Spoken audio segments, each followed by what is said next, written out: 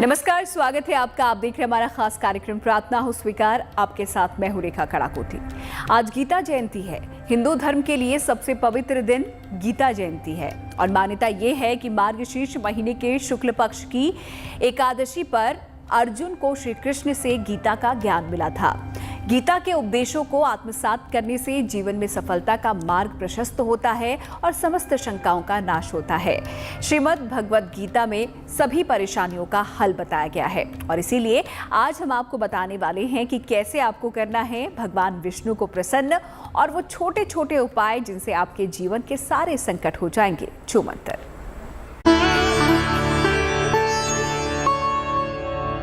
आ गई गीता जयंती की पावन तिथि। प्रसन्न होंगे भगवान सच्चिदानंद,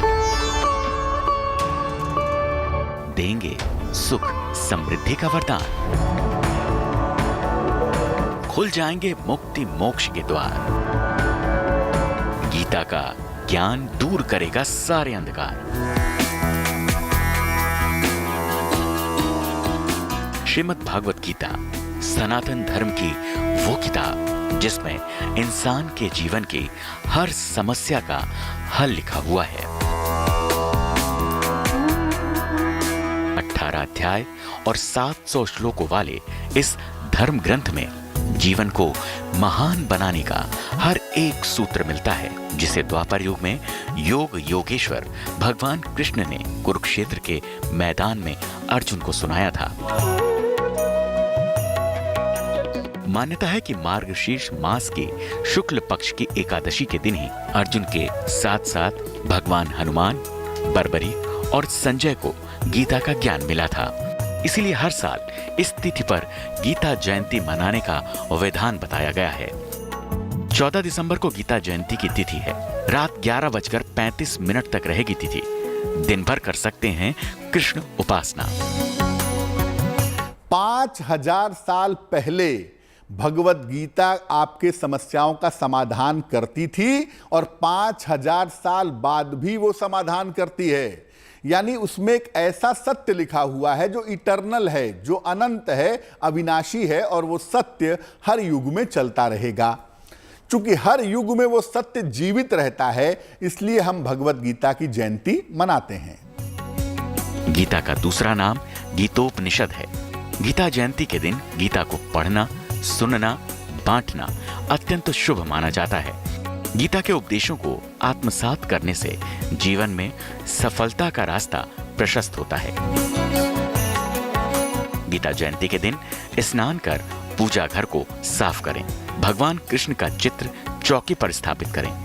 भगवान कृष्ण के चरणों में भागवत गीता रखें। साफ वस्त्र धारण कर भगवान श्री हरि की पूजा करें। पीले फूल, पुष्प, धूप, दीप, दूर्वा अर्पित करें। ओम गंगे मंत्र का उच्चारण कर आचमन करें। अंत में पूजा संपन्न करने के लिए आरती अर्चना करें।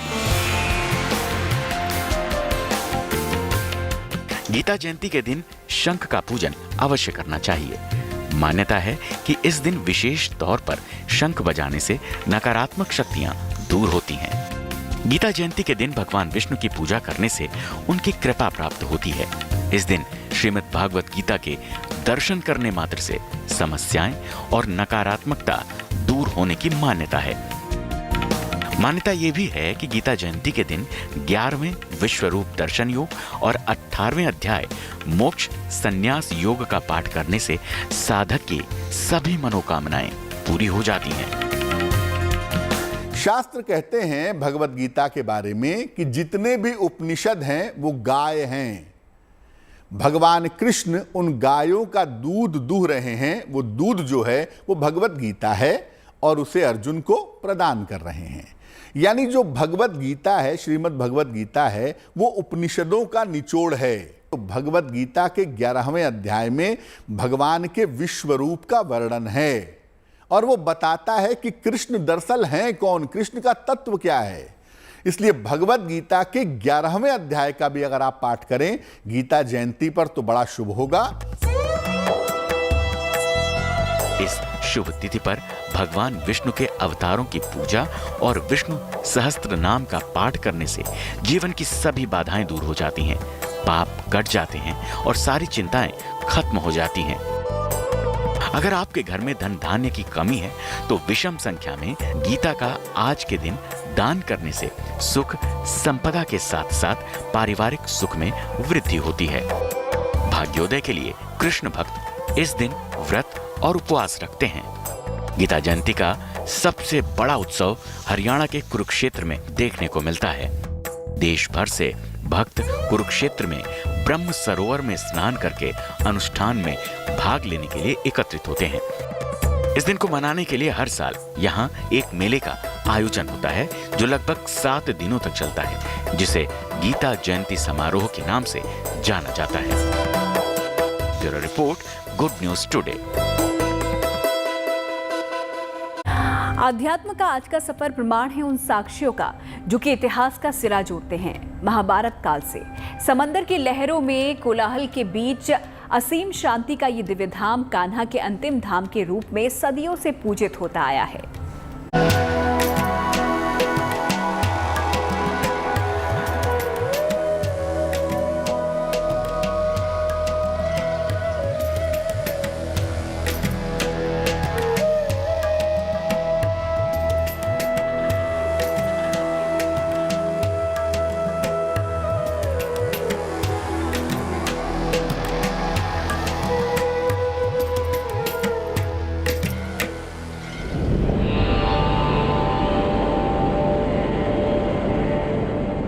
खुद की खोज में निकला, मुझे किसकी तलाश है। सब कुछ तो पा लिया, फिर मन क्यों हताश है। थाम ले मुझको, ले ले अपनी शरण में। मैं छोटा सा कतरा, तू तो सारा आकाश है।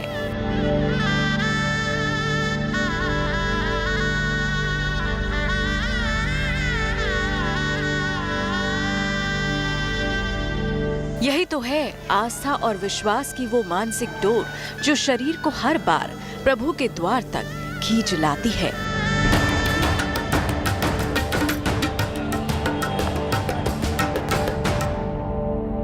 प्रभु के दर्शन की लालसा में निगाहें उम्मीद से भरी होती हैं, तो दिल हर धड़कन के साथ ईश का नाम जपता रहता है। पांव दरबार की दूरी नापने को बेताब रहते हैं, तो सिर श्रद्धा के साथ झुकने को तैयार रहता है।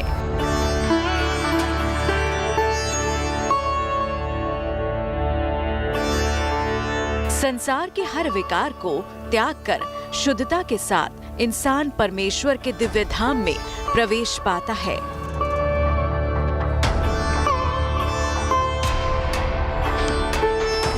बहुत अच्छा लग रहा है, मंदिर अच्छा अनुभव हो रहा है। भगवान कृष्ण का जो पैरों में बाण लगा है उसको देखने के लिए आए हैं। बहुत अच्छा है, बहुत शांति मिलती है मंदिर में आके।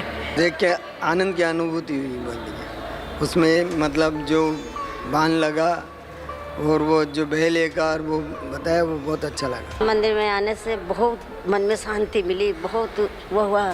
और एक तरह से भगवान के जब बाण लगे, भगवान कितने कष्ट में हुए, धोखे से उनके बाण लगी। यहाँ आने से मन में बहुत शांति मिली। पहले तो सुनने में मिलता था, लेकिन आज साक्षात देख के मन में बहुत ज़्यादा प्रसन्नता हुई। बहुत अच्छा है मंदिर।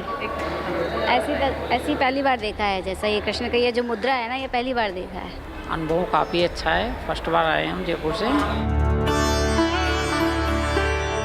आज दर्शन, वंदन और आराधना करेंगे उस दरबार में जिसे कहते हैं कान्हा का अंतिम धाम, जिस धाम के समंदर में सूरज भी डूब जाता है।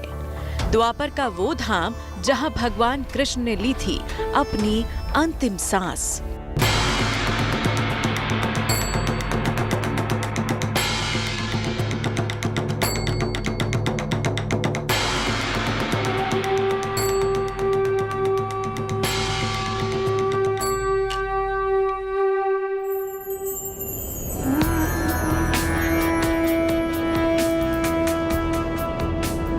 देश के पश्चिमी राज्य गुजरात के सौराष्ट्र में सोमनाथ से लगभग 5 किलोमीटर की दूरी पर है भगवान कृष्ण का वो अंतिम दरबार जिसे कहते हैं भालका तीर्थ।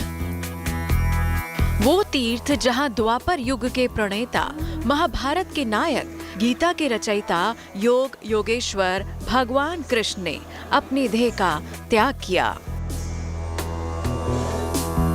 भालका तीर्थ मिलने का मतलब ऐसा है, कृष्ण परमात्मा ने यहाँ अपना देह छोड़ने के लिए प्रभास क्षेत्र में भगवान आए थे, इसलिए भालका बोला जाता है भगवान को।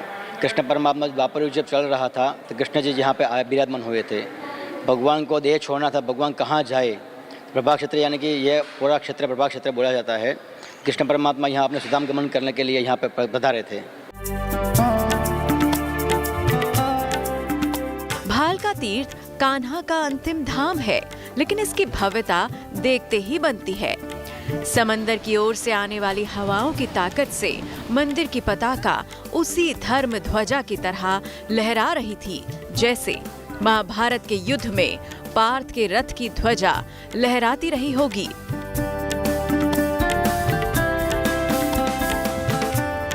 भालका तीर्थ आकर पहली नजर में द्वारिकाधीश का ये धाम भी भगवान शंकर के ज्योतिर्लिंग सोमनाथ जैसा ही दिखता है। मंदिर के परिसर में मन्नतें, कामनाएं, प्रार्थनाओं का शक्ल अख्तियार कर शांति के साथ विचरती रहती हैं, जिनको समंदर की लहरों की आवाजें हिलोरती हैं। 16 कलाओं से युक्त भगवान कृष्ण के इस दरबार में मंदिर की नक्काशी, स्तंभों की कलाकारी और मंदिर की दीवार पर जड़े लाल पत्थर इतिहास की विरासत को सामने लाकर रख देती हैं। कान्हा के इस दरबार के गर्भगृह में द्वापर युग का वो पूरा सिलसिला आंखों के सामने साक्षात हो जाता है, जब इंसानी आंखों का साक्षात्कार सीधे कृष्ण विग्रह से होता है। कान्हा को दुनिया ने सांवले सलोने रंग में देखा जाना, लेकिन इस दरबार में, इस गर्भगृह में भगवान कृष्ण का विग्रह सुर्ख सफेद पत्थर से बनाई गई है। नीले सिंहासन पर शांत निद्रा अवस्था में विराजमान द्वारिकाधीश पैर पर पैर करके विश्राम कर रहे हैं।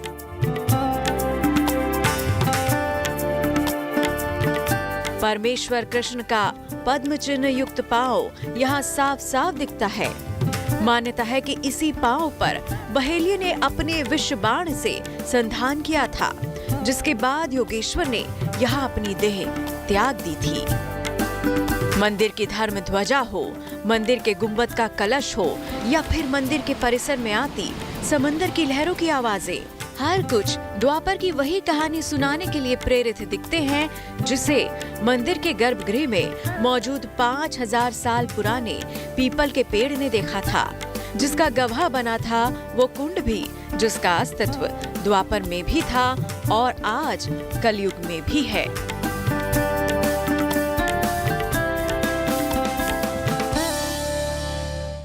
मान्यता है कि योग योगेश्वर भगवान कृष्ण ने भालका तीर्थ के इसी स्थान पर अपनी मानव देह का त्याग किया था, और जब जरा नाम के एक शिकारी के विष बाण से परमेश्वर ने धरती का त्याग कर दिया था। भालका तीर्थ का ये दिव्य धाम जहां मन को सुकून देता है तो आत्मा को शांति का एहसास कराता है। इस मंदिर की दिव्यता में छिपा है इसका इतिहास और इसकी पौराणिक मान्यता। मंदिर की पौराणिक कथा मंदिर के गर्भगृह में साफ दिखती है। श्वेत रंग के कान्हा के सामने एक भील की प्रतिमा, और यही भगवान और भक्ति के बीच के रिश्ते की डोर को दर्शाता है। मान्यता है कि भगवान के साथ विराजमान शिकारी वो ही जा रहा है जिसके विष बाण से भगवान ने अपनी देह त्याग दी थी। भालका तीर्थ मंदिर के भीतर इस वक्त हमारी मौजूदगी है और सीधे आपको भगवान श्री कृष्ण के दर्शन कराते हैं।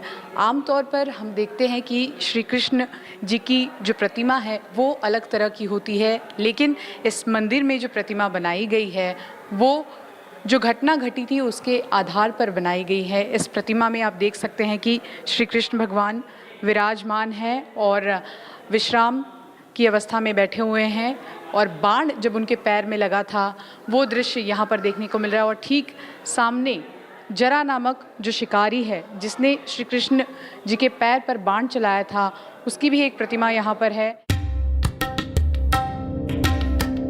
भालका तीर्थ पूरी दुनिया में अकेला ऐसा दरबार है जहाँ ना कान्हा विराजमान है ना द्वारकाधीश, बल्कि ये तो दरबार है भगवान कृष्ण का। वो ही कृष्ण जो पीताम्बर हैं, सुदर्शन चक्रधारी हैं, जिन्होंने अर्जुन के साथ साथ पूरी दुनिया को गीता का ज्ञान दिया। जरा बहेलिये के बाण से घायल परमेश्वर भालका से थोड़ी दूर बहती हिरण नदी तक पहुँचे। हिरण नदी आज भी सोमनाथ से महज 1.5 किलोमीटर की दूरी पर बहती है। कहा जाता है कि ये वही जगह है जहाँ भगवान कृष्ण पंच तत्व में विलीन हो गए और यहीं से भगवान सीधे अपने श्रीधाम बैकुंठ की ओर प्रस्थान कर गए। हिरण नदी के किनारे आज भी भगवान के चरण के निशान हैं, जिसे पूरी दुनिया आज दोत्सर्ग तीर्थ के रूप में पूजती आ रही है। लेकिन उस जगह की भी कम अहमियत नहीं जहां से बहेलिये ने भगवान पर हिरण समझकर निशाना साधा था। समुद्र के किनारे बसे उस जगह को बाण गंगा कहते हैं और वहां पर अब समुद्र के भीतर शिवलिंग बना हुआ है। आखिर जब भगवान को कोई मार नहीं सकता था, जिस काल को काल कवलित कर भगवान ने स्वयं देवकी के गर्भ से कारागार में जन्म लेकर दुष्टों का संहार किया, फिर उनको देह त्यागने की जरूरत क्यों पड़ी? पीपल के पेड़ के जब भगवान बैठ गए आराम करने के लिए, भगवान ने पाँव के ऊपर से अपना पाँव रख दिया। उसमें पदम था, तलवे के पदम था, उसको मणि बोलते हैं, चमक रहा था। जंगल में शिकारी शिकार कर रहा था, शिकारी को हिरण की आंख चमक रही है, छोड़ दिया तीर, कृष्ण जी के पाँव में यहाँ पे तीर मार दिया। यानी इंसान का कर्म जन्मों तक साथ नहीं छोड़ता है, साथ ही धरती पर आया हर जीव, हर जंगम, हर जड़, हर चेतन नश्वर है। लेकिन भालका तीर्थ के गर्भगृह में मौजूद पीपल का ये पेड़ देखकर लगता ही नहीं कि ये भी नश्वर है। मंदिर के पुजारी और बरसों से इस तीर्थ में दर्शन के लिए आने वाले इसी बात का दावा करते आए हैं कि ये पीपल का पेड़ 5000 साल से भी पुराना है, जिसने भगवान कृष्ण के दर्शन किए हैं, जो गवाह बना है द्वापर की उस घटना का जो कहती है कि जरा नाम के शिकारी के विषबाण के लगने से भगवान कृष्ण ने अपनी देह का त्याग किया था। भालका तीर्थ में दर्शन होते हैं उस सरोवर के जिसे आस्था महाभारत काल से जोड़कर देखती आई है। कहते हैं कि इस सरोवर का पानी कभी सूखता नहीं और इसीलिए कभी इसी के किनारे पीपल की छांव में द्वारकाधीश आराम करते थे, अपनी थकान मिटाया करते थे। गीता में भगवान कृष्ण ने भक्ति के योग की शक्तियां बताई हैं। शांति के अनंत माहौल में उस शक्ति का एहसास भी होता है। मंदिर के भक्तिमय वातावरण में लगातार कृष्ण भजनों के सुर मन को सुकून और आत्मा को तृप्त करते रहते हैं। आध्यात्म के असीम आनंद के इस सफर में यहाँ आने वाले भक्तों को दर्शन मिलते हैं उस प्रमाण के, उस साक्ष्य के, उस गवाही के जो बताते हैं कि इस धरती पर कृष्ण ने अपने चरण रखकर इसे धन्य कर दिया था।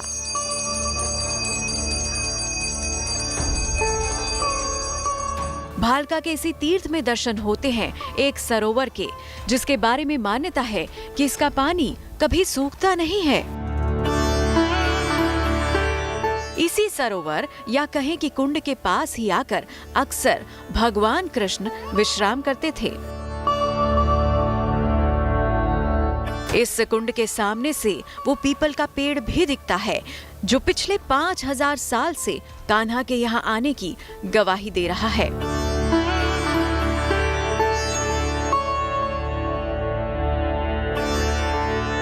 इसे बता दें कि ये कुंड का नाम अर्क स्थल है और श्रद्धालु लोग यहाँ आते हैं, स्नान वगैरह करते हैं। दूसरी बात, यहाँ से कुंड से आगे पीपल का वृक्ष भी दिखता है, भगवान का जो 5000 साल पुराना पीपल का वृक्ष है।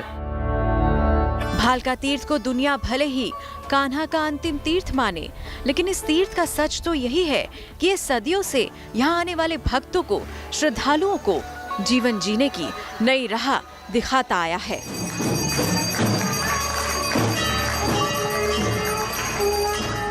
आखिर मनोकामना, इच्छाएं, महत्वाकांक्षाएं किस जीव में नहीं होती, लेकिन जब भगवत कृपा का साथ मिल जाता है तो यही माया खत्म हो जाती है। सिर सजदे में झुक जाता है और मन भक्ति में रम जाता है, जिसके बाद दिल की हर धड़क उसी का नाम पुकारती है जिसे शास्त्रों ने ईश्वर कह के पुकारा है।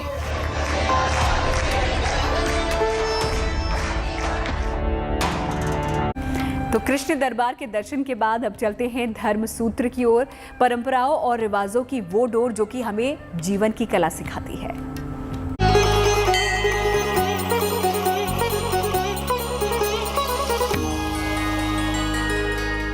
मुख्यतः जो कलावा होता है वो 3 धागों का होता है, सफेद, पीला और लाल। जो पीला धागा होता है वो होता है भगवान विष्णु का, जो लाल धागा होता है वो ब्रह्मदेव का होता है, और जो सफेद धागा होता है वो भगवान शिव का होता है। तो इन तीनों शक्तियों को मंत्र के साथ धारण करने के लिए कलावा बांधा जाता है, और कलावा बांधा जाता है कलाई में, जहां पर तीनों नाड़ियां आकर के मिलती हैं। तो जब यहां पर कलावा आप बांधते हैं, प्रेशर यहां हल्का सा पड़ता है, तो शरीर में जो नाड़ियों का संतुलन है, कफ, वात और पित्त का जो संतुलन है वो बना रहता है।